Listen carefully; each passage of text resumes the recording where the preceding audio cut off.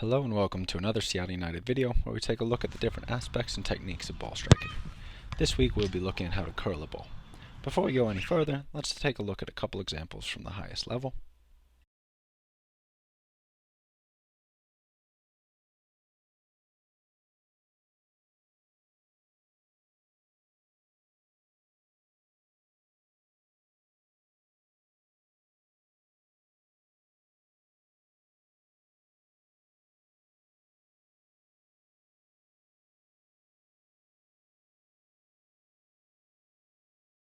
In contrast to a lot of ball striking, when we're attempting to curl a ball, we want to start at a quite large angle compared to where the ball is going to end up.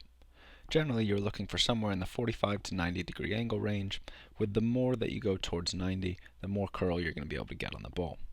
Though it is important to play around with this and find what is most comfortable for you, we want to accelerate with our run-up with a good forward lean and making sure each step is longer than the last, with our final step being the longest.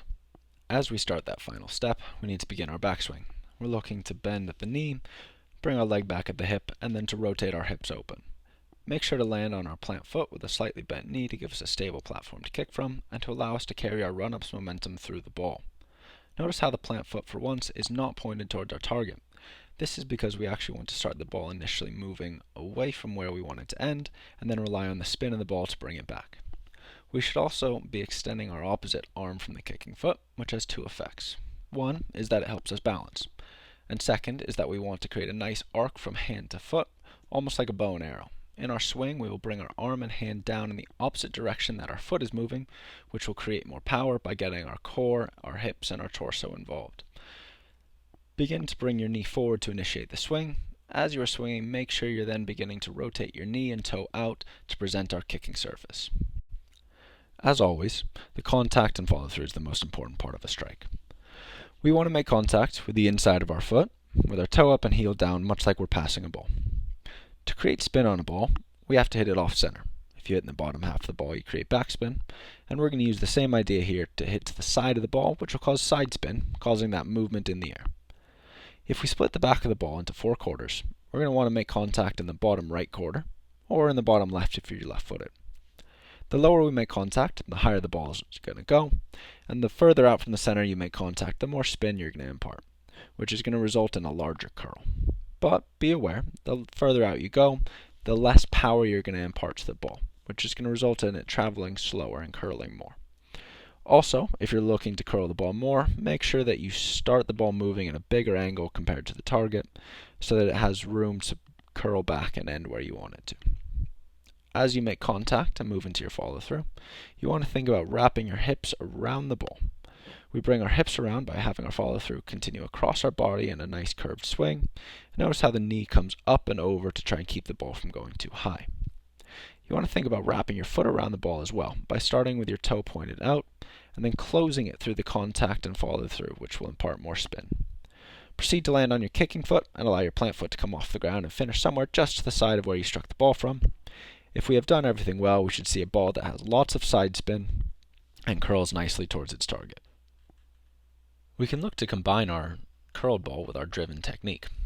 You're going to want to have a more forceful run-up to add power to the strike. The big difference, though, comes from making contact with our instep instead of the inside of our foot.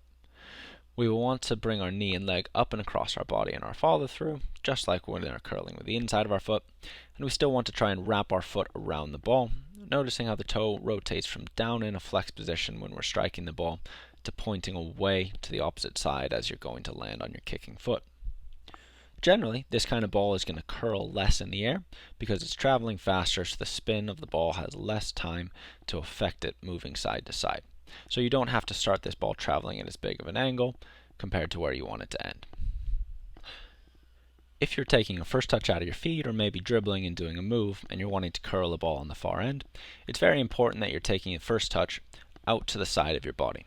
As we'll see in a second, it's very hard to curl a ball well when we have a narrow angle of approach. This wide touch allows us to open our hips and then to get them around the ball, which will impart that curl and spin that we want to see. This also allows us the option of striking a ball with a little bit of disguise. By opening our hips, and then with a sharp change of our plant foot, we can close our hips across the ball and then strike it in a bit of an unexpected direction, which is always fun when you're shooting or trying to play a pass with a bit of disguise or misdirection on it. It is possible to curl the ball with the inside of our foot from a narrow run-up, and there will be game situations where this is required. It takes some practice, but it's a useful skill to have. The problem with a narrow run-up is that our hips are already facing our target, and generally the ball is going to go wherever your hips are pointed. If we add spin at this point, we're moving the ball away from where we want it to end up. To solve this, we have to try and have our swing directed diagonally out from our body when we make contact, so that the ball starts wide of the target and curls back in. To make this happen, work to turn your plant foot and twist your hips towards the foot you are kicking with.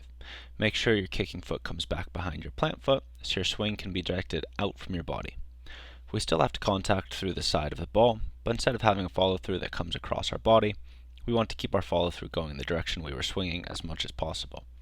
Make sure to not let your feet cross over when you land on your kicking foot. It is worth mentioning that because of the weird swing, this is a hard technique to get a lot of power on, and so is more useful for short to medium range passes or shots. We can also curl a ball by using the outside of our foot. This can be another way of striking a ball in a quick or unexpected manner, and can also be used to curl a ball when we have a quite narrow run-up, or the ball is under our feet and we need a quick release. You're going to want to make contact somewhere between your 3 outside toes and slightly further back than the middle of your foot. If the ball is set up outside our body, we will want to plant almost directly behind the ball, so that our kicking foot has room to swing through and contact the lower side of the ball, just like with our inside foot. We want to still wrap our foot around the ball by bringing our toe from flex down and in to point it up and out as we go through the contact, and also looking to lean away from the ball to help bring our foot around the outside. If we have a straighter run-up or want to drive the ball, the technique changes slightly. Our plant foot won't be directly behind the ball, it'll be slightly off to the side and behind, so that when we make contact our heel should be slightly off the ground, whereas before our foot was nearly flat when making contact. We then need to emphasize our follow through, traveling in a diagonal line through the back and side of the ball, and then to land on our kicking foot, which will cause our plant foot to lift off the ground and come out to the side, which will balance against our torso, which is leaning to help us get around the outside of the ball. The last technique we'll talk about very quickly today is a fun one if you want to challenge your ball striking technique. It looks very similar to a driven outside foot curl, but we're actually making contact with our instep instead. We're looking to bring our foot on that same diagonal line through the bottom lower half of the ball to create outside spin, but like I said, we're making contact with our instep, so there's going to be some changes in your plant foot, and your toe should stay pointed down the entire time. And now just a couple takeaways to think about while you're working on your curled ball. Make sure you're starting at a large angle for your run-up, particularly if you're using your inside foot. Make sure your plant foot and hips are pointed outside of where you want the ball to end, because if we add spin, it's going to curl in the air. Make contact off to the side of the ball and at the midline or below, remembering that the further to the side we go, the more the spin we're going to add, and the lower we go, the higher in the air it's going to go. Make sure you bring your leg and knee up and across during the follow through, so that we wrap our hips around the ball. Wrap your foot around the ball by bringing your toe from open to closed if we're using our inside foot, and from closed to open in our outside foot. A fun way to practice is to start on the end line and see how close you can get to the goal while still scoring. You can then challenge yourself by not allowing it to bounce before it goes in. Have fun practicing, work from a lot of different situations so you can curl a shot, pass, or cross. Good luck, and see you all next time.